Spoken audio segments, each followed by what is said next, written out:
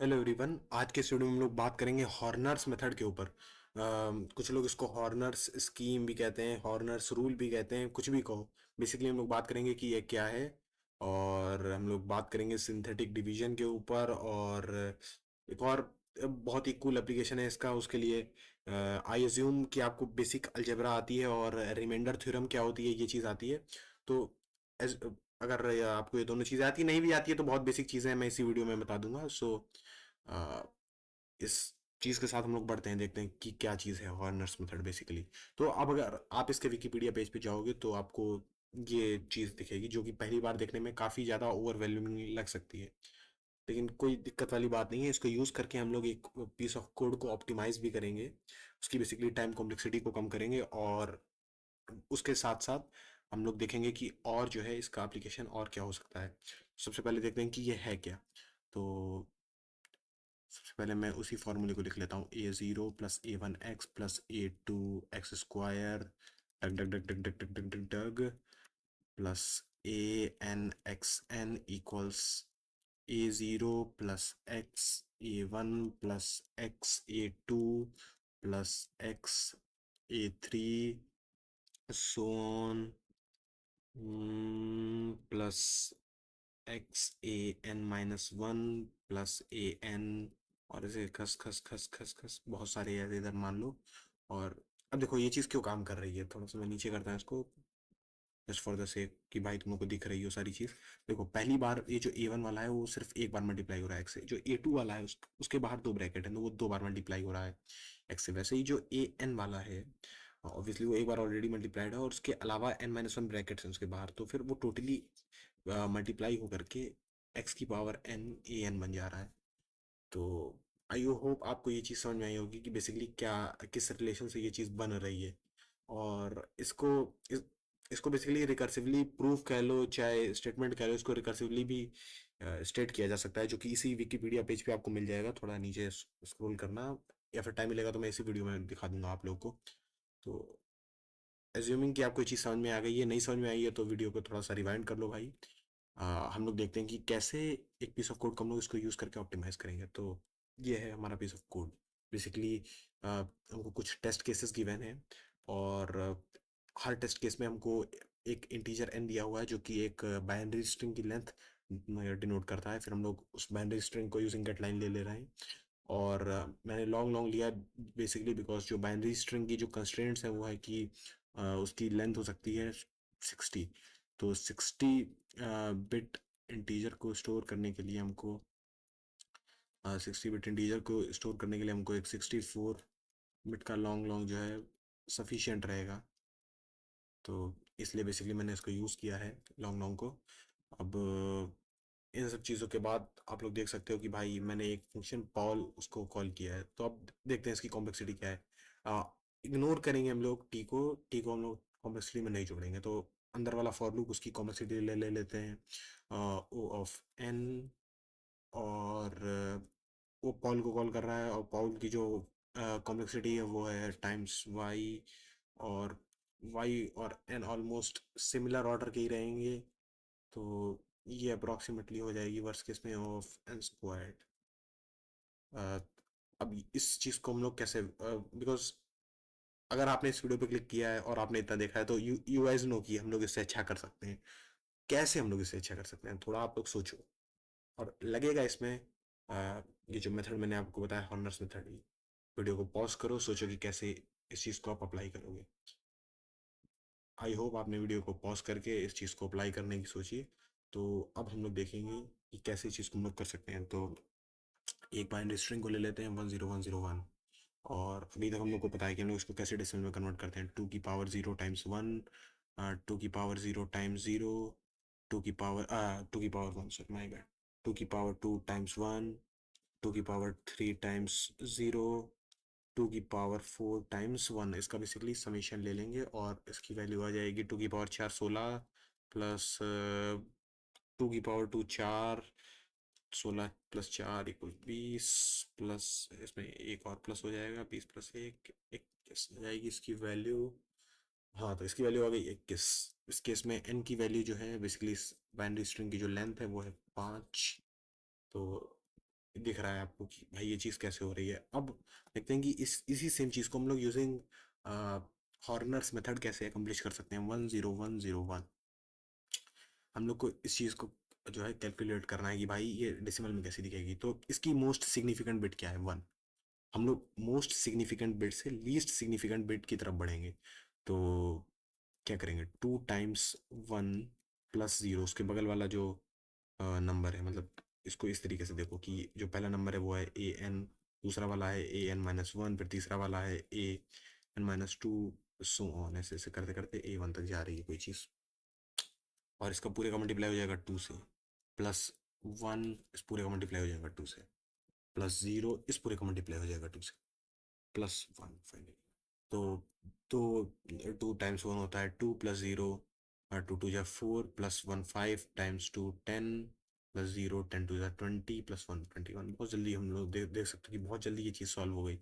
और एक और मैं चीज़ बताऊंगा वीडियो के एंड तक। तो बेसिकली अब आपने समझ लिया कि किस तरीके से हॉर्नर्स मेथड इस बेसिकली बाइनरी से डेसिमल कन्वर्शन को बहुत जल्दी कर सकता है। तो अब हम लोग इस एब्स्ट्रैक्शन को कन्वर्ट करेंगे कोड में। तो सबसे पहले तो ये जो बेकार सा पाउल फंक्शन है इसको मैं डिलीट करूँगा, इसको मैं रिमूव कर दूंगा यहाँ से। इसको रिमूव करने के बाद हम लोग करेंगे क्या, हम लोग b=b टाइम्स 2 प्लस इसके बगल वाली जो stri-48 करेंगे। अब -48 नहीं, इसको 0 लिखता हूँ फॉर सेक ऑफ क्लैरिटी। अब कई लोगों को ये चीज़ नहीं समझ में आएगी कि भाई 0 क्यों माइनस कर रहे हैं। तो समझो भाई, हमने वैल्यू ली थी in the form of string, और जो 0 कैरेक्टर होता है उसकी आस्की वैल्यू होती है 48, मैंने इंटीजर वैल्यू मान लो। और जो I1 होता है उसकी आस्की वैल्यू होती है 49। उसमें से जब हम लोग 48 माइनस कर देंगे तो हमको मिलेगी एक्चुअल न्यूमेरिकल वैल्यू, जो कि होगी इस केस में 0 और इस केस में 1। तो आई होप आपको समझ में आया कि भाई हम लोग 48 क्यों माइनस कर रहे हैं। और एक बार मैं सरसरी निगाह से देख लेता हूँ कि मैंने कोई मिस्टेक तो नहीं करी है। मुझे नहीं लगता भाई मैंने कोई मिस्टेक करी है। ये थे टेस्ट केसेस। अब हम करेंगे कोड को रन। 1 2 10 आया है अपना आंसर। और आउटपुट f.in को भी खोल लेते हैं और साइड बाई साइड कंपेयर कर लेते हैं। तो तीन तीन टेस्ट केस हैं, 4 बाइनरी स्ट्रिंग की लेंथ है, और जो न्यूमेरिकल वैल्यू है वो 1 है इस केस में, 2 इस केस में, हाँ वैल्यू 2 ही है, और इस केस में 4, हाँ 10। सही है। तो फिर जो हमारा कोड है वो काम कर रहा है बेसिकली। तो अब देखते हैं कि नई जो कॉम्प्लेक्सिटी है वो क्या है। बेसिकली ये जो ऑपरेशन है ये है कांस्टेंट टाइम ऑपरेशन। ये जो हम लोग ऑपरेशन कर रहे हैं b=b टाइम्स 2 प्लस stri-0, ये है कांस्टेंट टाइम ऑपरेशन। एक ही लूप है जो चल रहा है। अगेन मैं टेस्ट केसेस वाले लूप को इस समय नहीं कंसिडर कर रहा हूँ, मैं बेसिकली जो मेन एल्गोरिदम है या कोड है उसको कंसिडर कर रहा हूँ। तो जो हमारा बाइनरी टू डेसिमल कन्वर्जन है वो हो गया है O ऑफ n, यानी लीनियर टाइम का हो गया है। सो आपने देखा कि काफ़ी एग्रेसिवली इस चीज़ को यूजिंग हॉर्नर्स मेथड आप बेसिकली इस चीज़ को वो कर सकते हो, टाइम कॉम्प्लेक्सिटी के बेस में ऑप्टिमाइज कर सकते हो। अब हम लोग देखेंगे हॉर्नर्स मेथड का एक और एप्लीकेशन। तो मैं वापस जाऊँगा इस विकिपीडिया पेज पे और थोड़ा नीचे स्क्रॉल करूँगा तो आप देख सकते हो कि वहीं रिकर्शन वाली बात की, ये जो एल्गोरिदम है इसको हम लोग रिकर्सिवली भी वो कर सकते हैं, स्टेट कर सकते हैं, या फिर जो भी आप कहना चाहो। तो अ, देखो कि इन्होंने बी एन को जो बी एन है उसको ए एन मान लिया, मतलब इसकी जगह आप लोग इसको डाल सकते हो। फिर bn-1 को इस वैल्यू से रिप्लेस कर दिया है, b1 को इस वैल्यू से रिप्लेस कर दिया है, और ऐसे ही रिकर्सिवली इस पूरी चीज़ को जो है डिफाइन किया है। तो इससे क्या है, इससे जो P x P x zero है, अगर आप फॉर एनी एक्स की वैल्यूज, मतलब किसी भी एक एक्स ज़ीरो के लिए अगर आप कैलकुलेट कर रहे हो तो जो वैल्यू आएगी वो आएगी b0। और इसी का यूज़ करके, अच्छा तो मैं एक काम करता हूँ, पहले रिमाइंडर थ्योरम आप लोग को समझा देता हूँ। तो हम करते हैं, कोई एक फंक्शन है पी एक्स, और इसको जो है आप किसी x-a से डिवाइड कर रहे हो, ठीक है। और कुछ आपके पास क्वोशंट आएगा क्यू एक्स प्लस कुछ रिमाइंडर आएगा, ऐसा कुछ आएगा। तो जो रिमाइंडर होगा वो बेसिकली पहली बात वो कांस्टेंट होगा, बिकॉज ये चीज़ है ये लीनियर है, ये चीज़ लीनियर है। तो जो आपका क्वोशंट आएगा वो होगा कांस्टेंट और एक और फंक्शन आएगा। तो इसको और अच्छे से किस तरीके से देख सकते हैं, Q x times x minus a plus r equals P x. इसको इस तरीके से देख सकते हैं। तो बेसिकली रिमाइंडर थ्योरम क्या कहती है, या फिर बहुत, मेरी हैंड राइटिंग बहुत गंदी है, थोड़ा अच्छे से लिखते हैं, P X equals X minus A Q X, Q है हमारा क्वोशंट, प्लस आर, ये चीज़ है। रिमाइंडर थ्योरम से ये कहती है कि अगर हमको पी ऑफ ए कैलकुलेट करना है तो एक्स माइनस से हो जाएगा A minus A Q times A plus R. ये बेसिकली ये प्रूफ है रिमाइंडर थ्योरम का। पी ऑफ ए, ये चीज़ दिख रही होगी आपको, जीरो बन रही है, तो जो इस फंक्शन के लिए पी ऑफ ए होगा वो होगा आर के बराबर। यही है बेसिकली रिमाइंडर थ्योरम, कि अगर आपको किसी भी एक, मान लेते हैं एक फंक्शन हमको दिया हुआ है F x equals x square minus 2x+4, ये हमको एक फंक्शन दिया हुआ है और हमको पता करना है कि इसकी वैल्यू एफ ऑफ 6 पे कितनी है। हम लोग उसको x माइनस 6 से डिवाइड कर देंगे और बेसिकली जो भी कांस्टेंट रिमाइंडर आएगा वो हमको बता देगा कि क्या है भाई। अ, इस मतलब जो, अगर हम लोग इस 6 को इस फंक्शन में पुट करेंगे तो हमको क्या वैल्यू मिलेगी। अब इस केस में आपको लग सकता है कि भाई कोई बहुत ज़्यादा सिग्निफिकेंट नहीं, बट मान लो एक्स की पावर 69 हो जाती तो इस चीज़ की सिग्निफिकेंस होती। तो आई होप आपको रिमाइंडर थ्योरम क्या है बेसिकली ये चीज़ समझ में आई।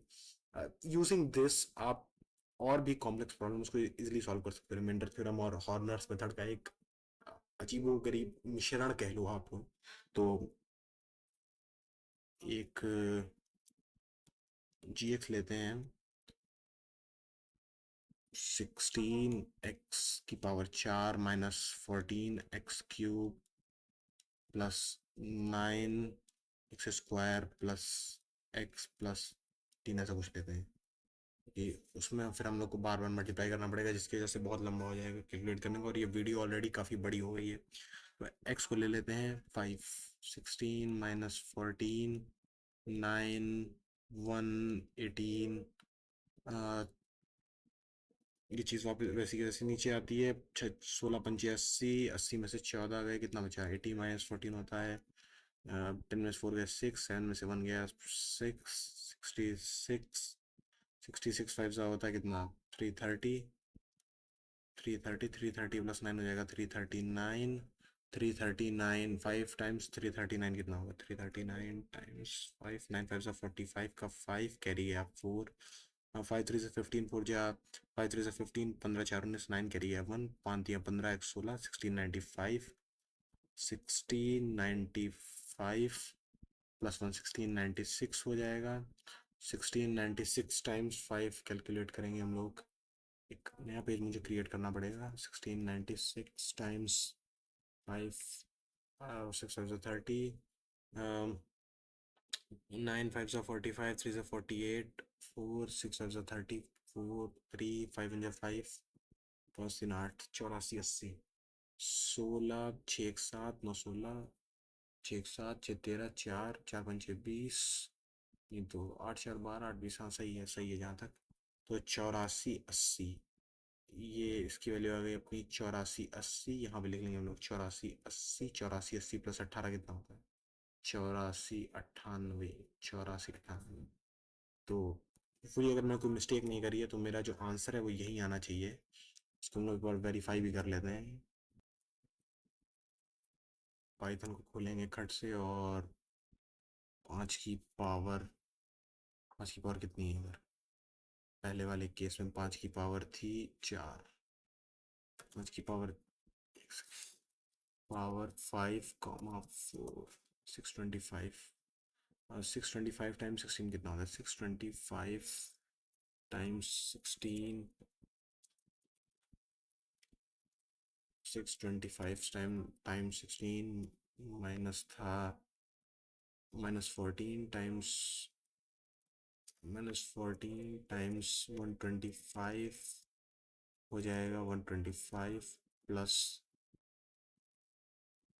9 टाइम्स, 9 टाइम्स 9 टाइम्स कितना, 25, 9 टाइम्स 25 प्लस अंत में हो जाएगा 5 + 80। हाँ, तो जहाँ तक ये चीज़ जो मैंने इनपुट करी है सही है, और अपना आंसर भी सही है 8498। तो समझ सकते हो भाई, जो ये मेथड है ये काफ़ी ज़्यादा सुपीरियर है, और काफ़ी कम अमाउंट ऑफ कैलकुलेशन करनी पड़ेगी, मतलब ओ ऑफ एन ऑपरेशन से तुमको करने पड़ेंगे एक क्वेश्चन को सॉल्व करने के लिए।